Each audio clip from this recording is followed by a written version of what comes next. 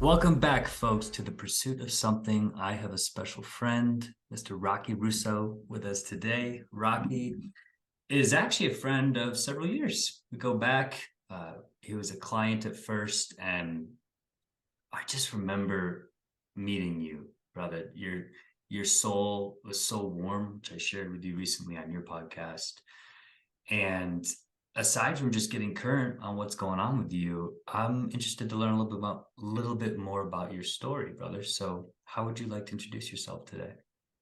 Thanks, Ali. Yeah, thanks for having me, man. Yeah, it's the feeling is mutual, brother, and it's been an awesome journey just knowing you professionally and then to witness you and your walk. And thanks for having me on, bro. Um, Introducing myself, man. It's I can be introduced as a coach, as an entrepreneur, as a brother, as a son, as a friend. Um, and all of those don't really do justice to like who I am. Because hopefully, as what I consider myself to be as an empowerment and intentional living coach, I more importantly is how I do anything, um, rather than all the different hats that I wear. Mm. So to kind of like answer your question and add a layer to it, I suppose is you know any of those hats, I really do my best to infuse my personal life mission into, which is to be light. I want to infuse lightness anywhere I go, and that warmth that you've spoken about is a part of that. Is to show up with intention, as a light and in lightness, to let anyone and any project that I'm a part of feel hopefully lighter, brighter, more filled up with love. Mm. Ah, man, that lands. Is there a correlation for you between light and love? Yeah, there certainly is, man. And I think in this day and age, it's kind of like gotten into its own like airy fairy, like light and love, and that's all Mm-hmm. well, nothing against that. Um, but I'm intentional about the word light because it's it's like there are many ways to approach self-love. And for me, like my whole life mission is to be an infinite flow of light, shining a path to self-love.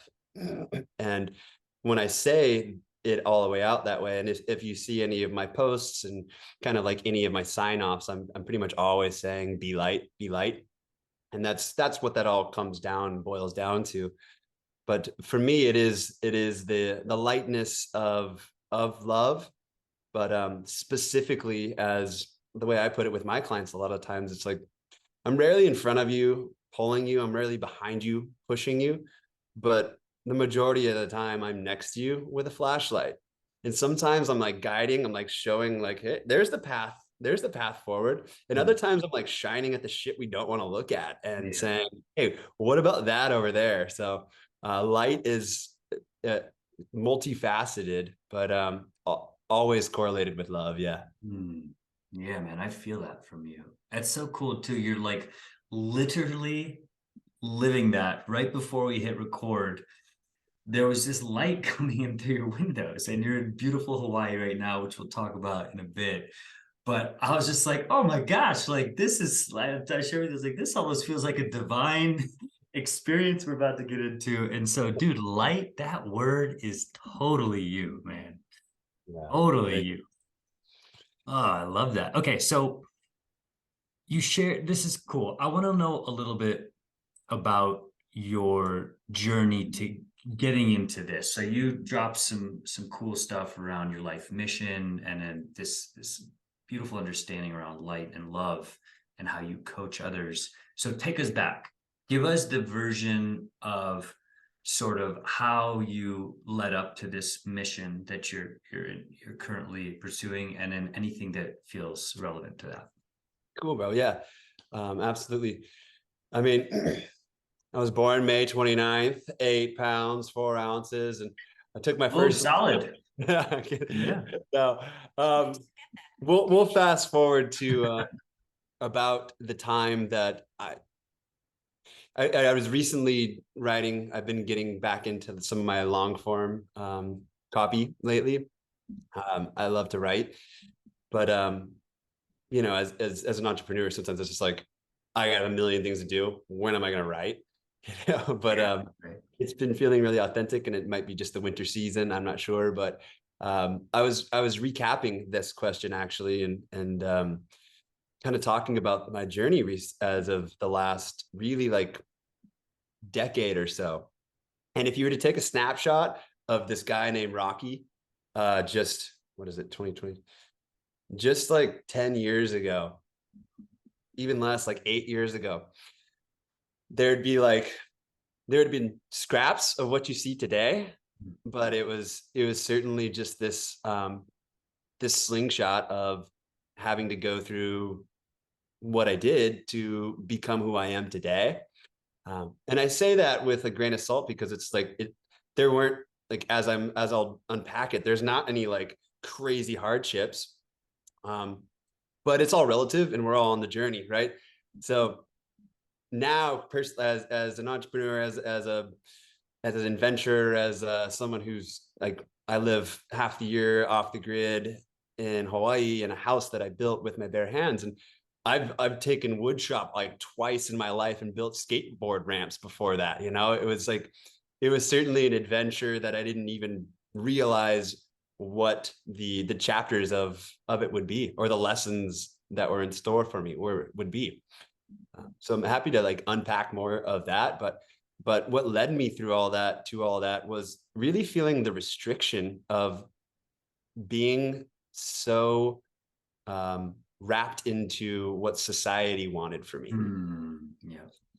So if you go back 8 years or so, I was engaged to be married to a supermodel, beautiful girl, and I was climbing the ranks of a big box gym. I was basically the highest level that I could be at while still keeping and maintaining the fitness in my title, which was mandatory for me. Coaching, training trainers, and really like managing budgets and goals and all this. And I realized that I'm just like falling so far out of love with everything I was once passionate about. So from the fiance that I had that no longer looked anything like the love that I wanted to actually prescribe to for the rest of my life,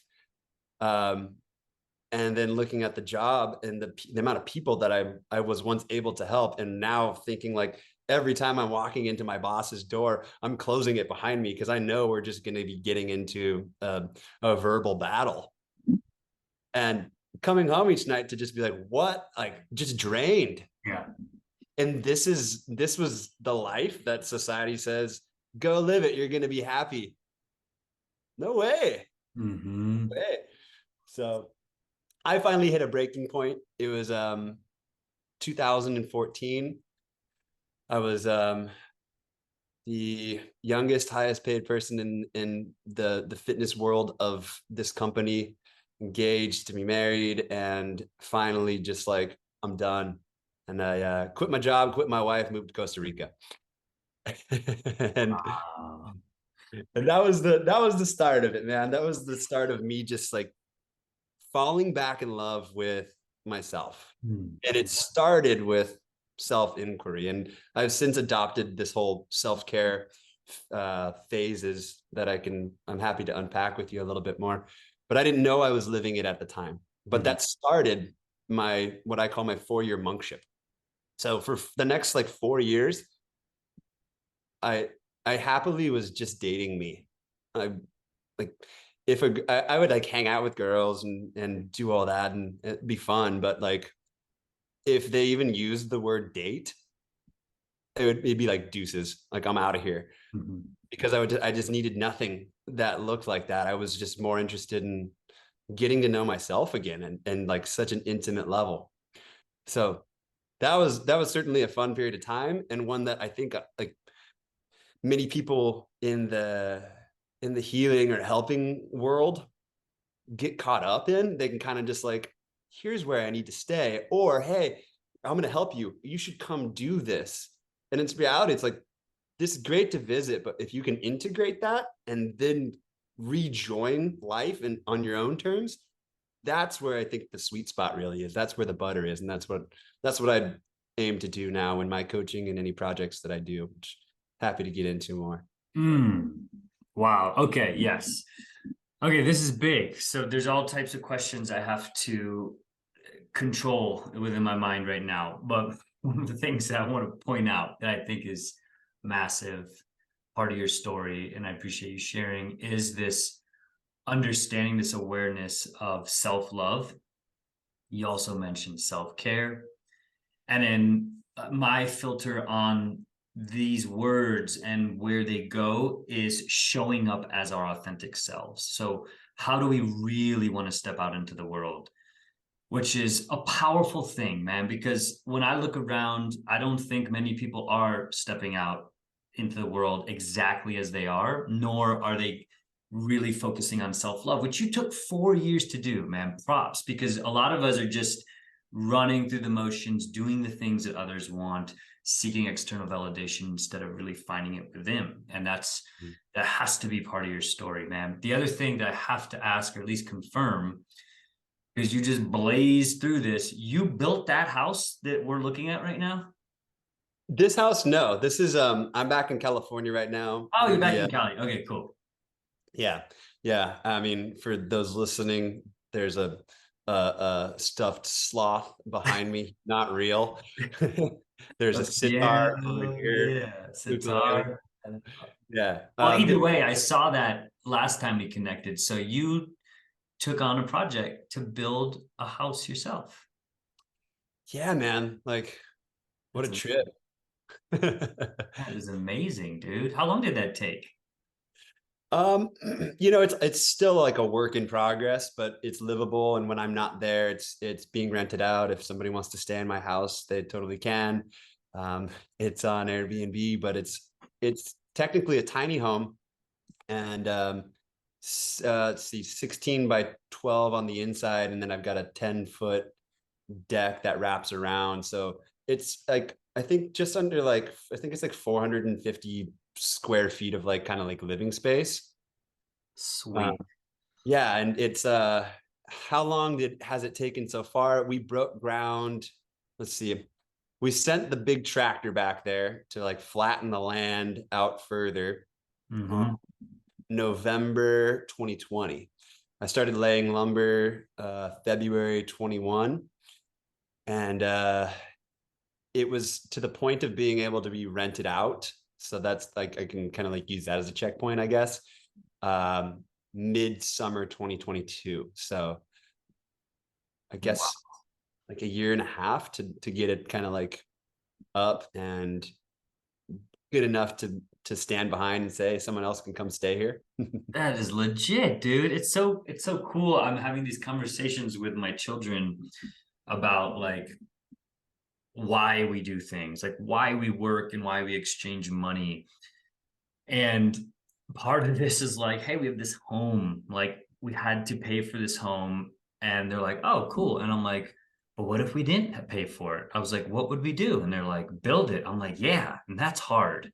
So it's like, I really honor anyone at any scale. So you should be super proud of that achievement, that just getting your hands dirty or even using resources and other people to bring a project like that to life. Because even a tiny home is not a simple project. Oh, definitely not, dude. Yeah, I mean, I learned so much doing that, and like the obvious stuff about like contracting and like plumbing and solar and all of that is definitely learning lessons. Mhm. But honestly, Ali, I'd say the biggest lesson, and one that I'm always and continuously working to integrate in every capacity, is the lesson of trust. Mm.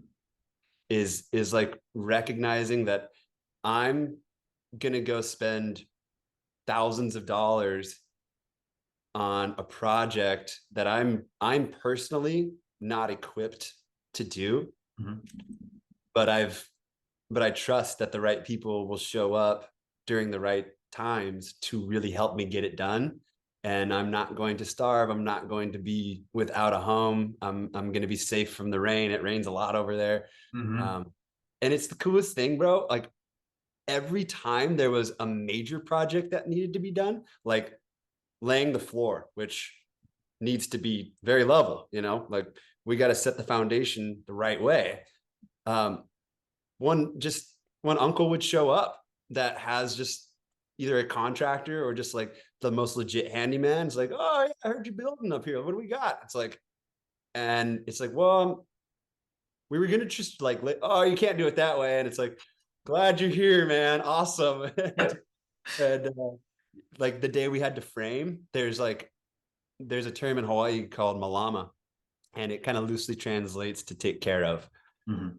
And there are so many days where just the boys would show up in Malama and just like, what do we need? And now I'm just basically a part of the crew. Like, what do you need from me? Oh boy, go down, grab we need these kind of nails, we're out of this. And it's like, whatever you need, you're building me a house, man. Well, tell me what you need. And man, just so many amazing, just awesome memories of like just like watching, like healing eye is the term. It means divine trust, and to just watch that unfold in front of me is like, man, there's so many miracles just in the whole making of that, and letting that project come to life. For sure, man. That sounds awesome. That's another huge word too. Or at least it's been a huge word for me recently is trust and like reevaluating what that means in relationships, in family, in work. I think that it's so easy to just drop that word, but like trust, man, it's a deep word that you just shared some awesome context around that means a lot. Like I trust that someone's going to show up and then I'm going to show up in similar ways. So that is cool, man. All right. Well, I'll stay too distracted on that. I want to get a little bit back into your story. So you shared a little bit about the origins and then finding self in a way and really getting back to self-love. Then what happened? Then did you get into deeper into the fitness world before you started into the empowerment coaching? um Or no, did you take a break, like you said?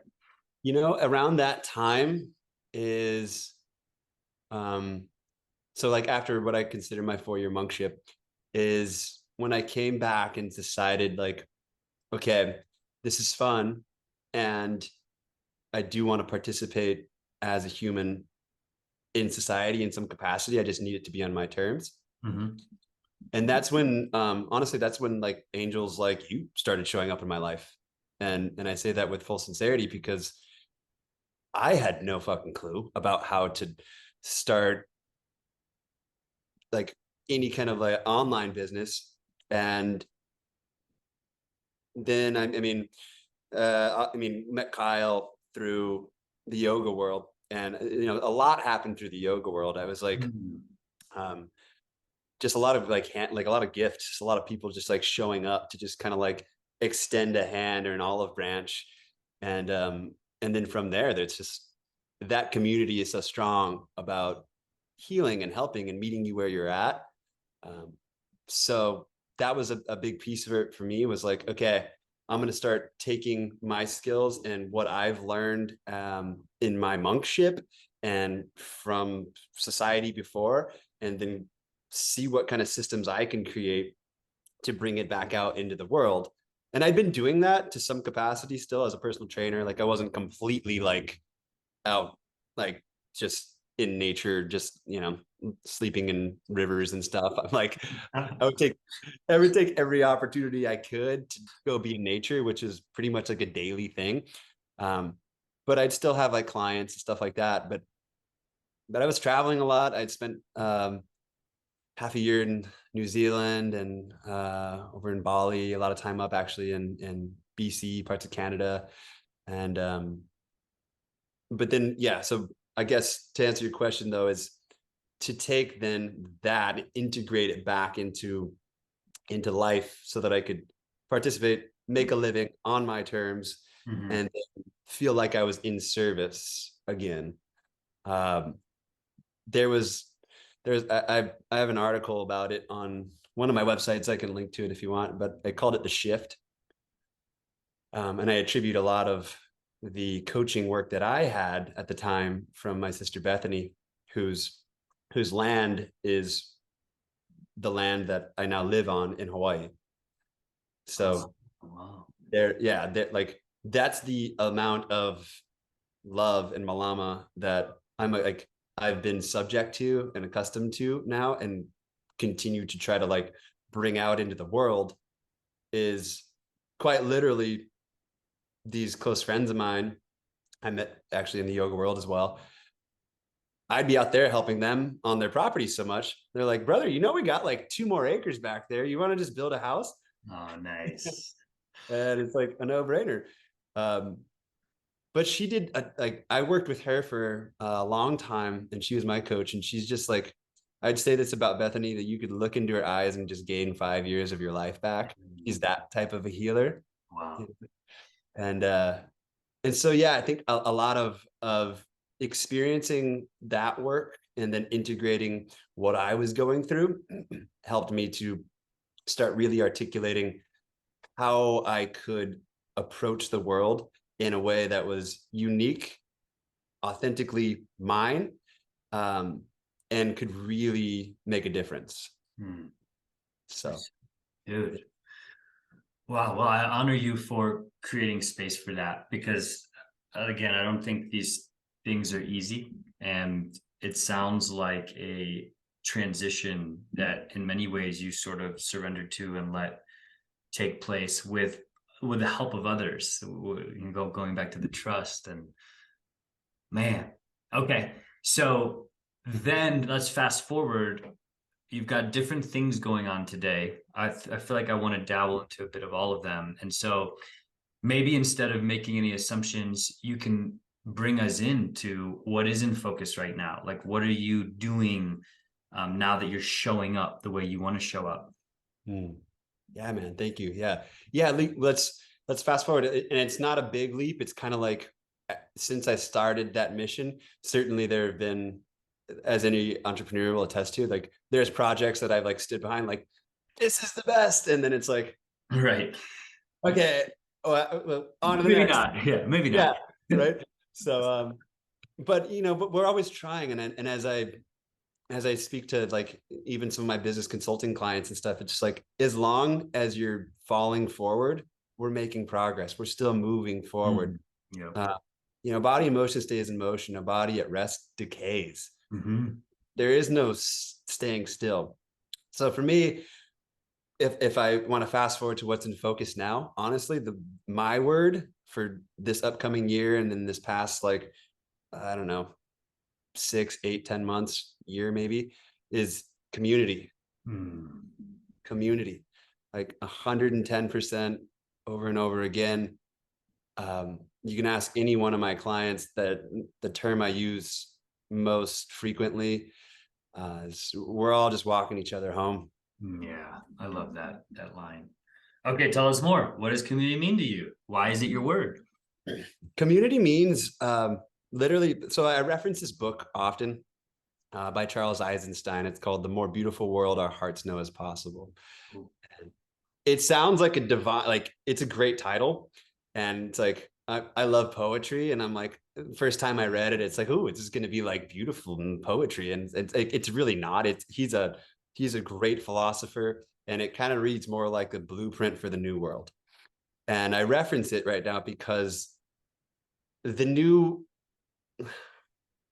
earth way showers and the people really committed to living the change that we're all a part of, whether we like it or not. I mean, if the past like few years hasn't like shaken us up to realize like nothing is certain, Right. then I don't know what's going to wake people up. But I think a lot of people are truly waking up right now to realize, I don't have to do the things that I once did, or what my family told me I had to do, or what society decided I had to do. So community to me means, I want those people to know that they're not forgotten, and that there is a home for them, and that gifts matter, and I'm really curious about them. Mm. So what I've done in community and in the online space is we do group coaching calls. We do group coaching programs that range. There's kind of like 3 signature programs that we have. But in 2023, we've actually like adopted an even easier olive branch that opens the doors up to pretty much like, if you want to belong, then come on in. Like if you want to find a tribe, we're here for you. And it's a space to like get loved up on and to love, because it's like there is no like pride. There's like ego takes such a back seat. Like I'm Mhm. curious about you, so therefore like I honor your ego, but if you're leading from that space, you're quickly going to find the exit door. Yep. So that's kind of like it in a nutshell. And I could like unpack it more and detail it out. But for the like to answer like the bottom line is community through coaching. And that's kind of become our tagline. It's like we're more than coaching, it's community. Because we're all just taking care of each other. And as I develop these different programs with people and like look at their gift and help them bring one of my gifts is really helping people bring the ether of their dreams and turn it into something tangible that can be in service to this world. Um, it's like it's such an honor for me as a coach to learn so much because I'm like helping them bring this out, but then to see it take fruition and like for them to like stand behind like here's who I am, here's like what I love, and here it is in this packaged course or this program or whatever it may be. So all of that, it's pretty radical, man. It's certainly in focus and what's lighting me up. Man, it sounds radical. It sounds powerful. Yeah, the I want to sit with that for a second. That phrase, I think we need to say it again. We're all just walking each other home. That phrase like gives me goosebumps when I hear it said with purpose, like you just did. And it can kind of assume that, which we talked about earlier, that we're all not home. We're in other worlds that are conflicted with our values or who we are at our core, which is why I think that type of community is powerful, man. So thank you for bringing that to the world. And also you mentioned ego, which is something I've been paying a lot of attention to recently. I had another buddy on where we talked about where how ego comes up and actually fades in nature if you create space to just be with the earth and get out of your surroundings, your distractions, your notifications. Like we realized together, like, oh yeah, when we're like immersed in nature, my buddy Chris, there's just so much less of that little egotistical dude or gal on your shoulder just chirping in your ear, And I love that you've blended that into your community in the way that you're serving and coaching and helping others, because ego has its place. I also think that a lot of times we get carried away listening to it, including myself. Like I'm not egoless, right? Like it comes up and then I have to like shush it or sometimes pay attention to what it's really saying. So that's pretty cool, man, that it sounds like you're building something where it's just going to naturally filter people out who are maybe too in tune with the ego and still driven by it in ways. Yeah, and it's like I was describing this to someone earlier. It's like it's not even. It's interesting, Ali. It's like yeah, there's a little bit of that. Like people will come and like if the vibe is off, it's seen pretty quickly.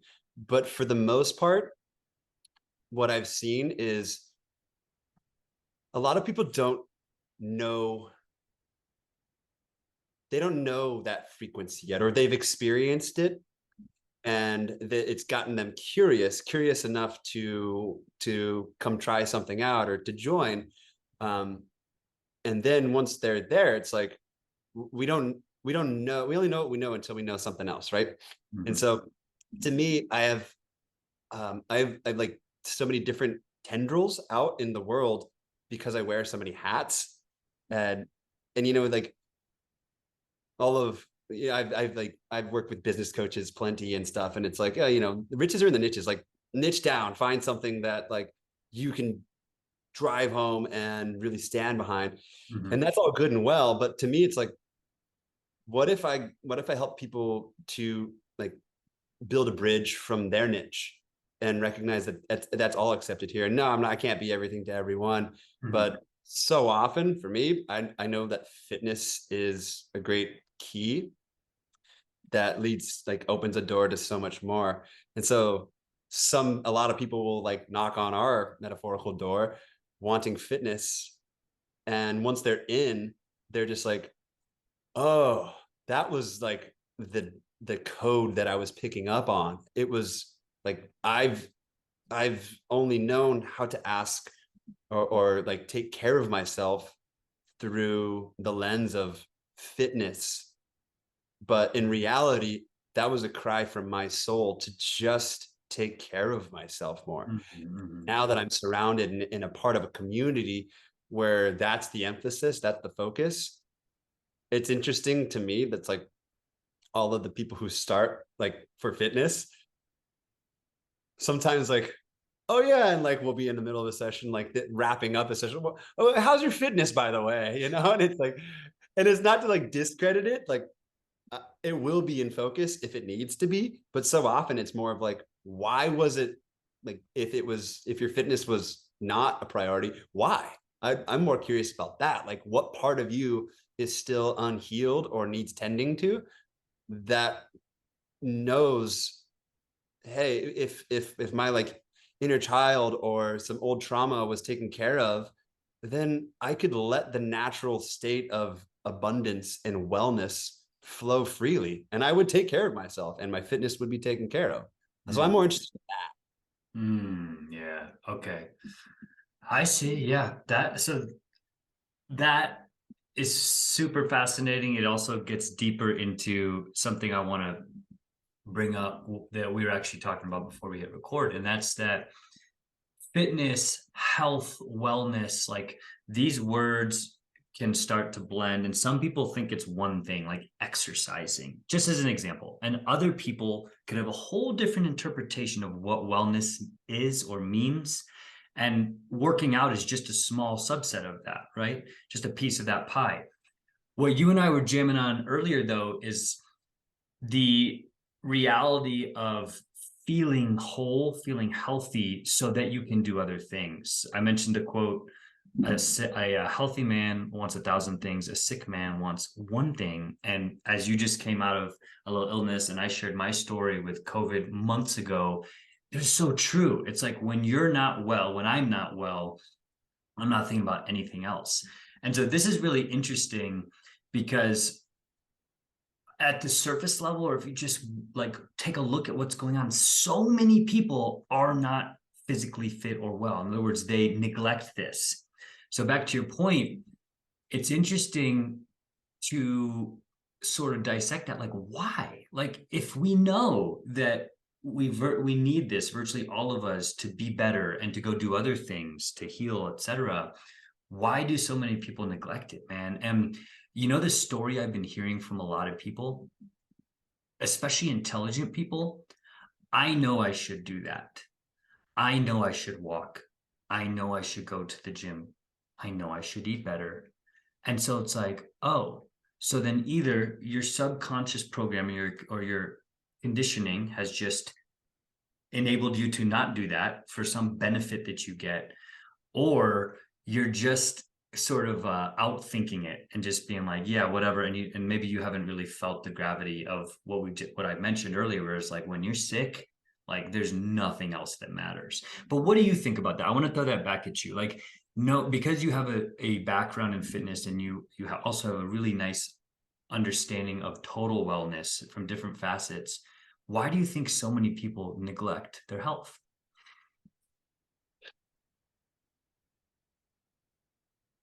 You know,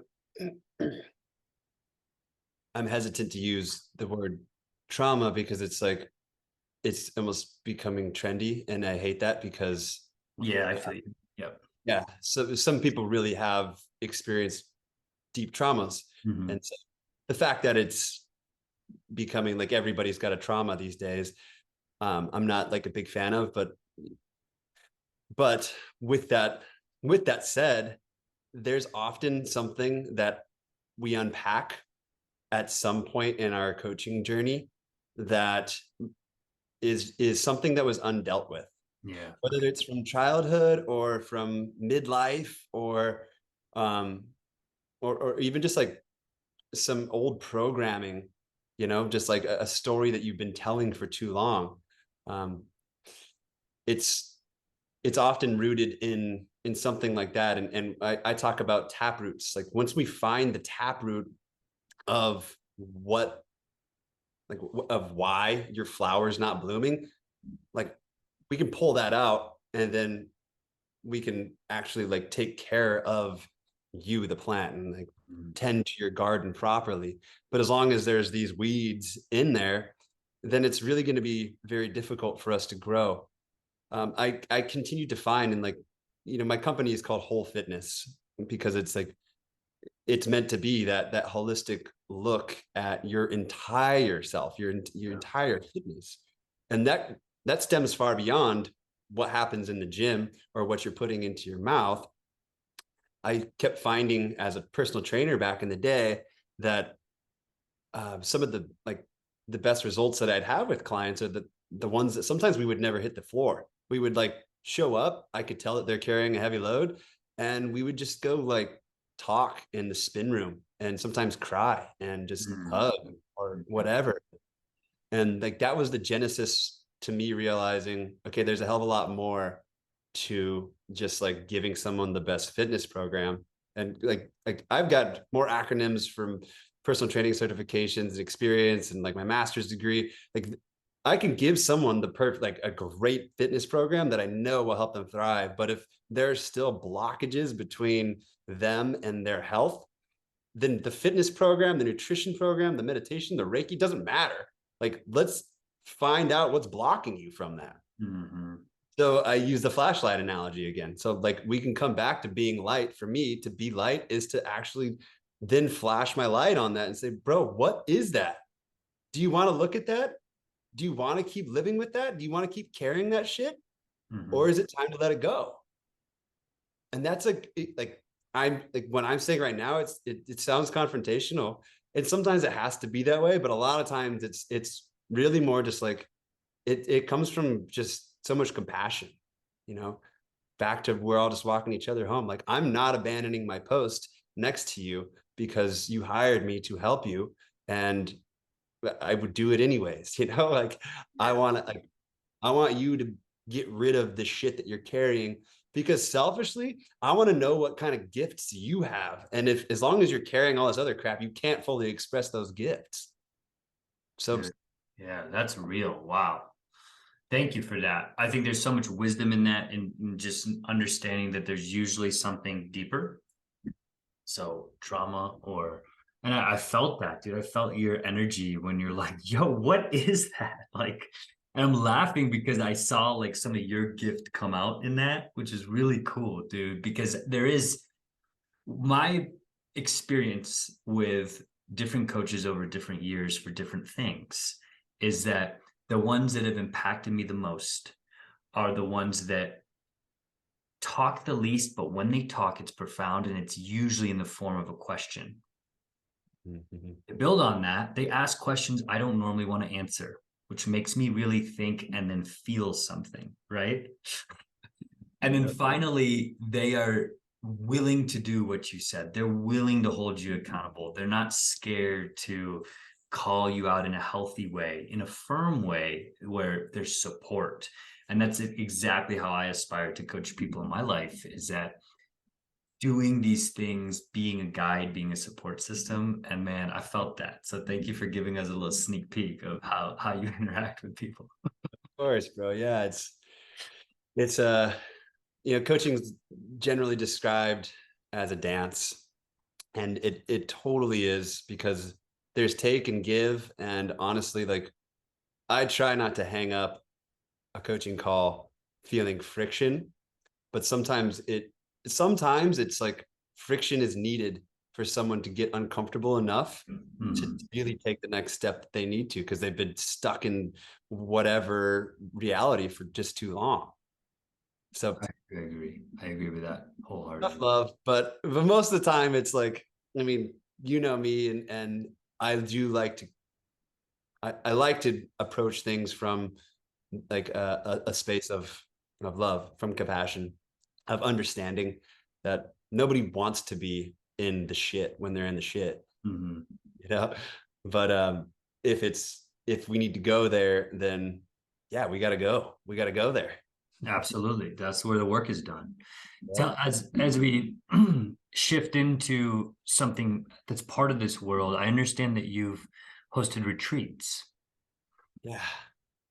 Is Yeah. there anything there that you want to share? Because my interest was piqued when I was checking out some of your retreat stuff, and yeah, what's good with that? Dude, honestly, yeah, it's like I say that podcasting is my antidote to coaching. And I can explain why. Mhm. Um, and then retreats are my anecdote to the online world. Oh, yes. All right, let's go. Keep going. So you asked about the retreats, and like, you know, I could focus just on me and how much joy I get out of them. But in reality, it's like, it's still a selfless plight to just bring more of people's gifts out into the world. I created my retreat company. It's called Crave. It stands for Community, Reverence, Awareness, Vulnerability, Empowerment. Mm. Our tagline is Nourish Your Purpose. I developed it. It actually finally kind of like crystallized in grad school when I was creating my capstone project, and I was working with my dean, who just loved this idea. I'd been marinating on it for quite some time, but it hadn't fully grounded yet in the way that it has since, which was a 3-part experience. Crave happens in 3 parts. First, it's do the work before you arrive, and that's in the form of building your lens. And your lens is your life blueprint, which consists of your core values, your life mission, and your life vision. Do the work before you arrive, so you know what the lens is that you're looking through while you're on this experience. I often say, like what you could go to, you can go to Costa Rica, you can go to Hawaii, you could go in like all these great places. You could go to a fucking Motel 6. It doesn't really matter. The point is you're getting out of your normal routine, right? Yep. Hopefully in the nature. I don't know if Motel 6 would really work as well, but the point is you're getting out of your routine, right? So we've gone to some amazing places, Big Bear, Costa Rica, Tahoe. It's become more and more just Hawaii lately. That's been like our last few.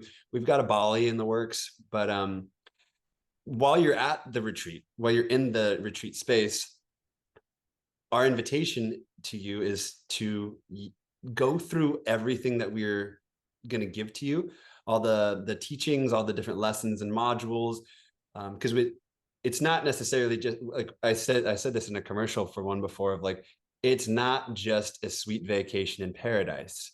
Like, come ready to do some work, Mhm. because it's like we might do a lesson on breath work. We might do multiple different types of movement practices, meditation styles, different just learning modules. We did this awesome module once on the the lost art of touch, because it seems like these days, if you touch somebody, you're either trying to fuck them or fight them. Yeah, right. Right? And so we had this whole module that went from like, can we just like touch each other? And we just paired everybody up, and it would be a matter of like, can you dance without a leader? Mm. And how fast it was that somebody started to take over and start leading. And then can you wrestle without fighting? And it turned into just like a really kind of cool, like contact dance, capoeira, kind of a fluid art. But the point is, like, when you integrate all that and you take away everything from it, it's asking the question, does this serve my life blueprint? So Mhm. now if I take this back, and part 3 of the retreat experience is 40 days of follow-up coaching. Mhm. Everybody after the retreat gets to work with myself or one of the other coaches on the retreat to integrate their experience. And the main question is, what from the retreat did you learn or take away that can best serve your higher self? So that higher self that you've done the work to uncover in your life blueprint, your core values, your life mission, your life vision, do these practices help you bring that version of yourself out into the world? And how can we integrate more of that so that you can nourish that? Wow. Okay, so I'm just gonna pitch this for people listening, especially if they haven't gone on a retreat. Go do this. Do the Crave retreat with Rocky and his team, because not only is my interest peaked where I may join you at some point soon, but that sounds phenomenal. It sounds like what the world needs from my lens, from my perspective. And you had me at antidote for the online world. So, dude, that in itself, oh man, that is so good. Okay, Yeah. beautiful. Thank you for that. And then tell us a little bit about the podcast, because you dropped a hint around the podcast also being an antidote, which is called Antidote, right? Yeah, interesting enough. I mean, it's um now that I'm like looking at it in the mirror, it's was it an antidote for the world or for myself? And it's funny, it's obviously um it's been around for a little over a year now, and it started um as that. It's called the antidote, and it's meant to be that. Like, I want people to be able to tune in at any point of their journey in their day, while they're driving, at any point, and just feel a little healed, like feel a little loved up on, feel a little bit better. Like they tuned into something to make their day better. Um, and so a lot of the times, like, I do a handful of interviews. I had you on there recently. I think that's dropping very soon, Mhm. which was super cool. And I've been fortunate enough to podcast with some cool names, like some big fighters, like Walt Harris was on there, and Bobby Green, some awesome dudes that it's a blast to connect with. And so conversations are awesome. But it started really like with that concept in mind of like tuning into love, tuning into light. Um, I wanted to just come on and share, because so often as a coach, per what you were just talking about, a good coach shuts up the majority of the time, is Mhm. just listening and then asking the right question. Meanwhile, better believe that, like, in my, like, somewhere in my head, I'm just like, Yep. damn it, all you need to do is this. Yep. Dude. So, Oh, that's so true. Just holding back the prescriptions, dude, that's so true. I have to interject and support you here. Like, just my mind starts firing, and I like have all the formulas, and I'm doing my work. Now I'm doing my work to just continue holding space and guiding them to it. Because where it's serious is that it is completely different if it comes from you as a projection or a prescription versus someone else finding it themselves, right? like 1,000, dude. And that's like, so now that I've got a team of coaches that work with me now, and pretty much every team meeting that we have, we carve out and save some space after for just some role playing and learning, because I mean, we're all gifted in our own ways, and every coaching style is different. But I do think that there are some truths that should be like like no matter what. Like rule principles or something. Yes, exactly. Yeah. Yeah. So some values that are true no matter what whole fitness coach that you're working with. Mhm. And that's one of the biggest things, is it's called the writing reflex. Mhm. And one of the biggest shifts that I saw when I exchanged my personal training hat for my life coach hat was, um, I don't have all the answers, but I bet you do. Mhm. I've got some good questions that hopefully will lead you to the right answers that are going to help you. And it's like, and I did this a post not too long ago of like, if I'm doing my job the right way, I'm in the backseat getting no credit. Because quite literally, at the end of a session or like a breakthrough, someone is like, my client is just like, all right, I figured it out, you know? And Yep, it's like, yep, yourself on the back, you fucking crushed it. And then I just get to turn into a cheerleader. Like, you yep.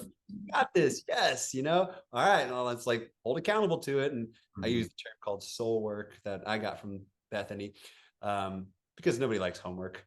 But you will ground in some type of work following the session to help integrate it. And that's their soul work for the week or for the month or whatever it is. But even that is very rarely something that I'm prescribing. Like, Mhm. we've come to the understanding that you need XYZ, whatever it is. And now that we know that, how are we going to integrate that? And there's the brainstorming part of a lot of sessions. Like, well, you could do this, you could try this, we could try this. But then it's just like, okay, well, which direction does the client want to go? And once they have it, then it's like, okay, well, that sounds good. Let's hold you accountable this way. And then you have it, right? Uh, Mhm. but to circle back though, a lot of the times, yeah, the antidote, if I'm riding solo on an episode, it's usually the theme of something that I really wanted to say recently in Mhm. a session, but just I couldn't I couldn't write reflex. Like, Mhm. it's not my job.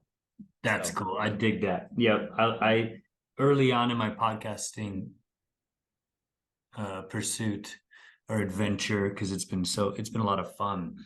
I did more solo recordings and similar. I did them where something hit me in life in a meaningful way that felt like doing sort of this audio introspection. And I'm realizing in talking to you that I'd like to get back to that. I feel a sense of being a little bit lazy or neglecting that in a way where it was really fun and therapeutic. So, dude, that is cool.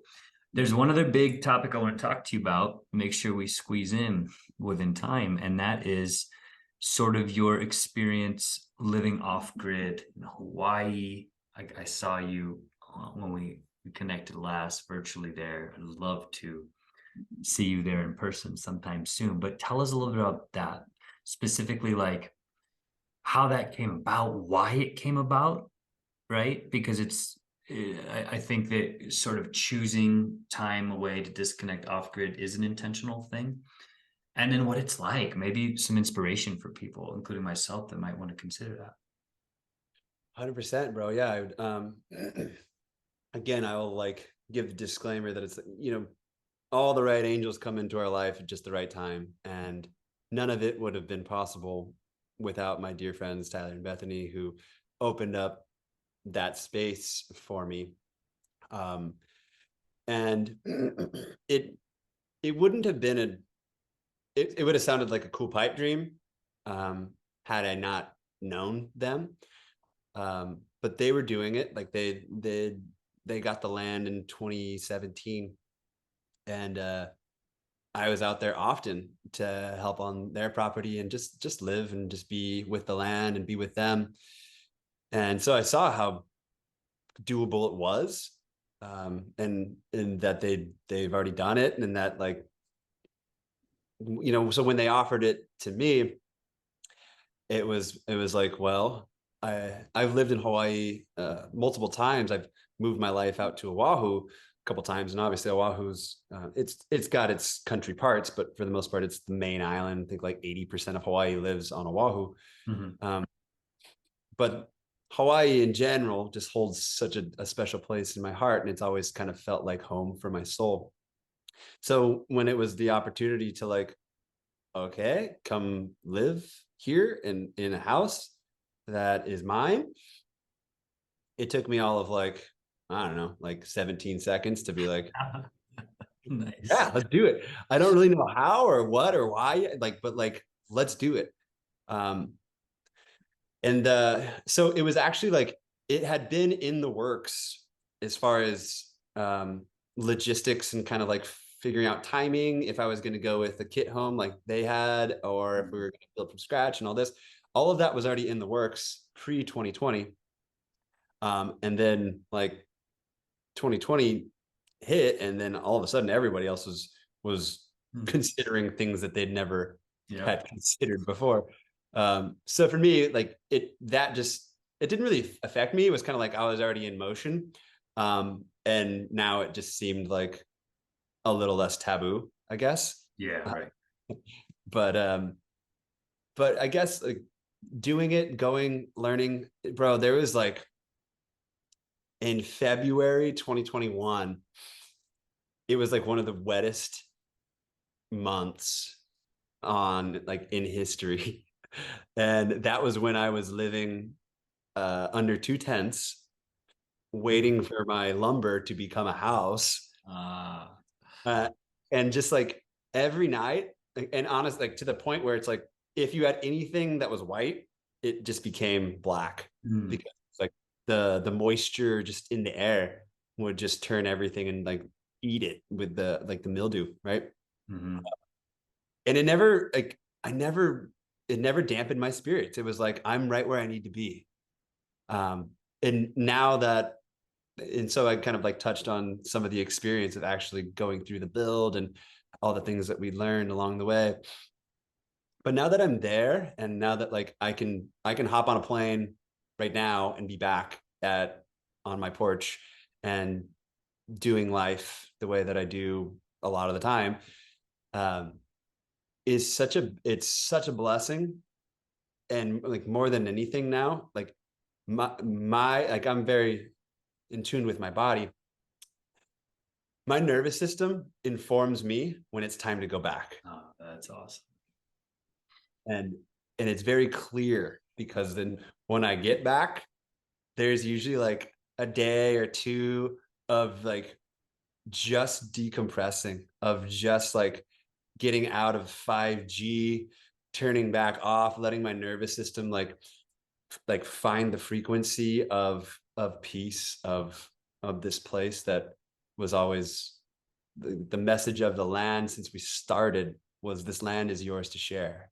Mm, It goes back to like the whole community aspect to bring this full circle. It's like in the same way that was opened up to me, the same way I try to like live my life with arms open of just like whatever you need, whatever you need. You want my shirt? Here.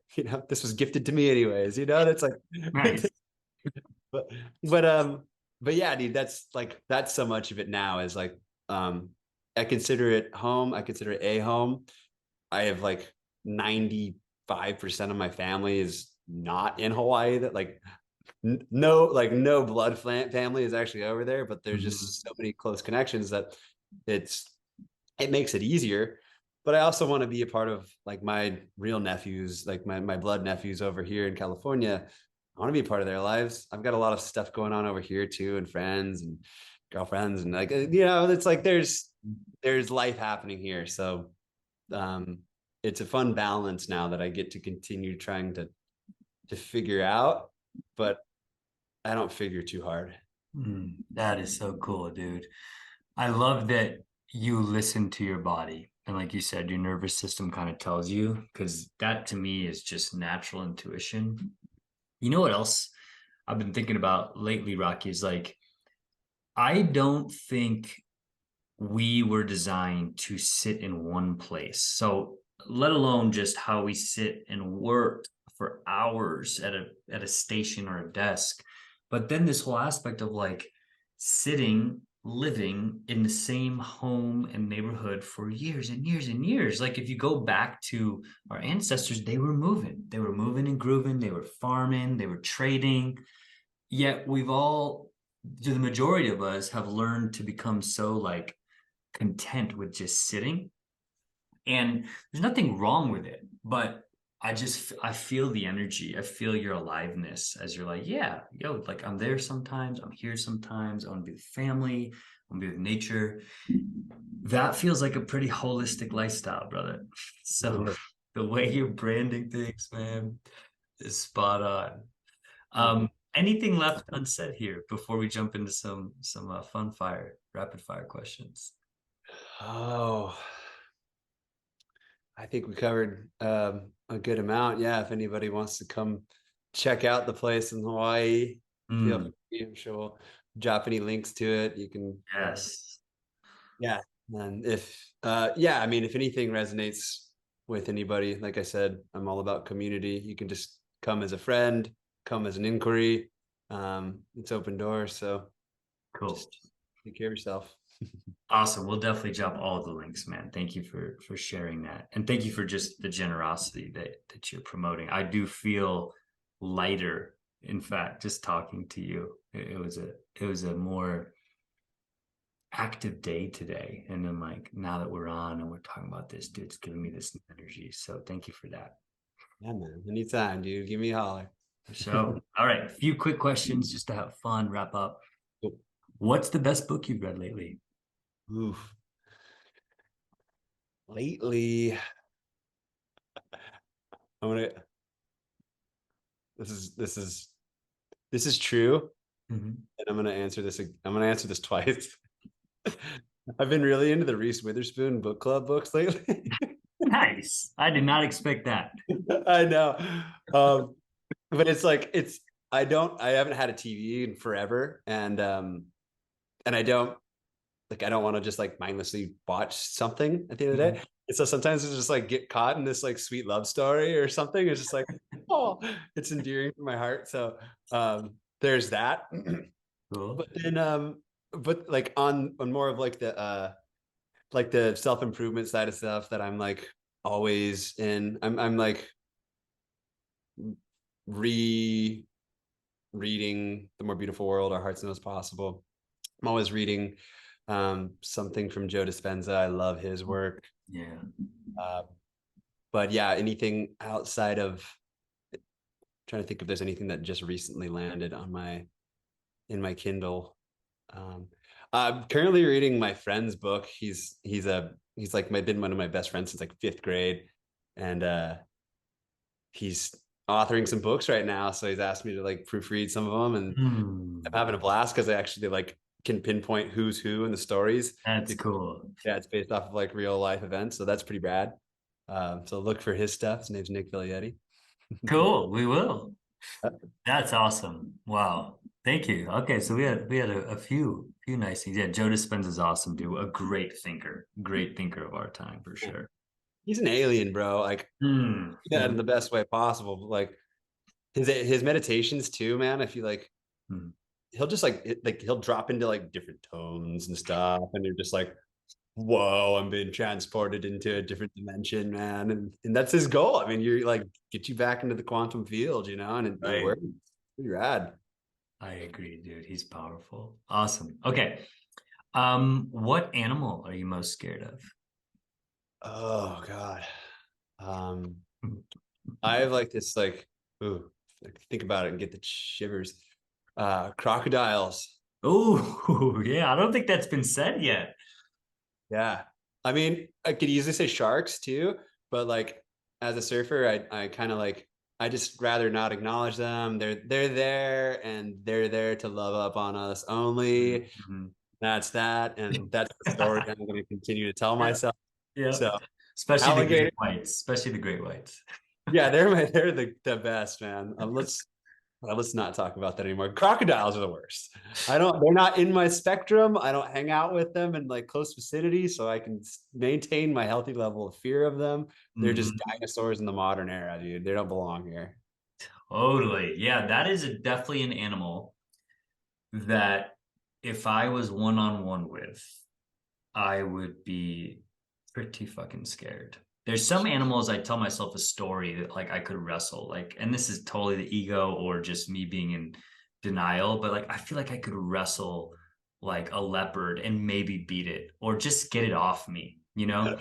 But like a grizzly or a crocodile, like a healthy crocodile, I'm not wrestling that. Like Oh, no just way. getting to it because they're fast too. That's what people don't know. Like I know interesting things about animals because my kids are young and they're always bringing them up and learning about them on PBS. And it's like a good sized crocodile. Like you are not going to get to it without it snapping you. Way. Absolutely not, dude. And that's like the majority of my feed. My girlfriend laughs because it's like she'll like if I'm looking through my search on like Instagram, it's literally like grizzly bears and like monkeys, and it's like it's only nature stuff. But like some of the more violent nature stuff, like nature Right. and stuff, you watch some of this stuff, and for me, I'm like, I want to watch it because it's natural, it's That's nature, it. but it's fucking gnarly, man. Some of that stuff, like gators just chomping on a leopard or something, just coming to get some water. It's like I said Mhm. to my football coach friends, and I'm like, teach your linemen how to like get off like this, and like, holy shit.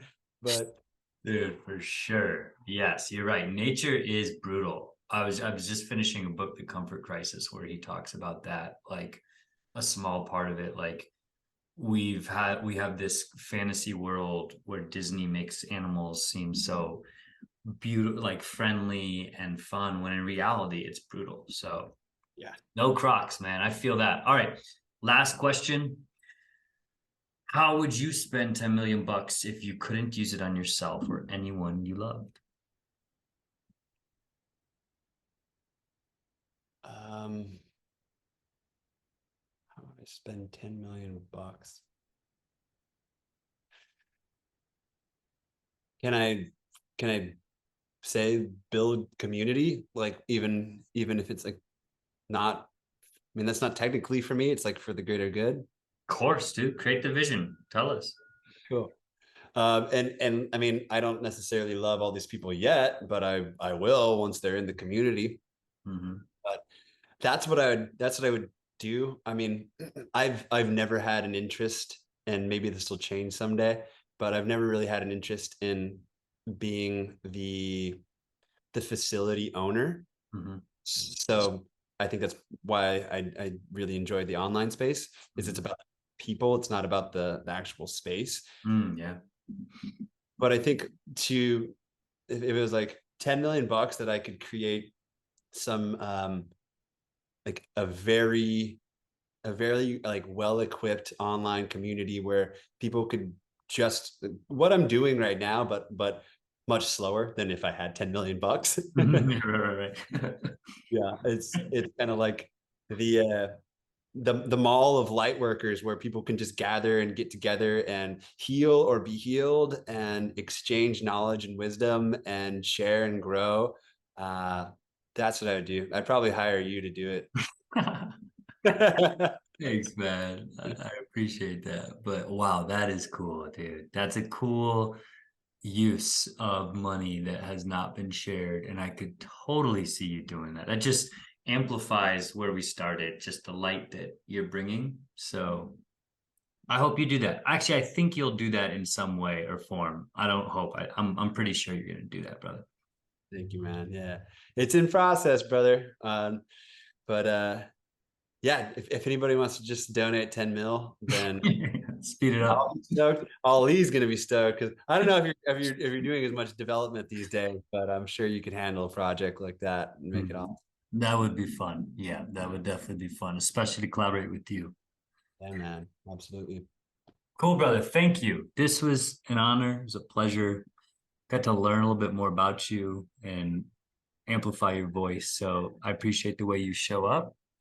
And I'm excited to do something in person with you because I feel like that's the next evolution of our friendship is for me to get down to Hawaii or to hit up one of your retreats. So that's on my radar now. 100%, man. Yeah, I'll be at one of yours too. I'm a beach boy, but a mountain man. So get Hell yeah. back up into the mountains sometimes with you, and yeah, just let me know, dude. I'm all about it. That would be magical. All right. Well, I'm going to use your words to end this, and that is to be light. Be light, brother. Thank you. Thanks for creating the space, and we'll talk again soon, I'm sure. For sure.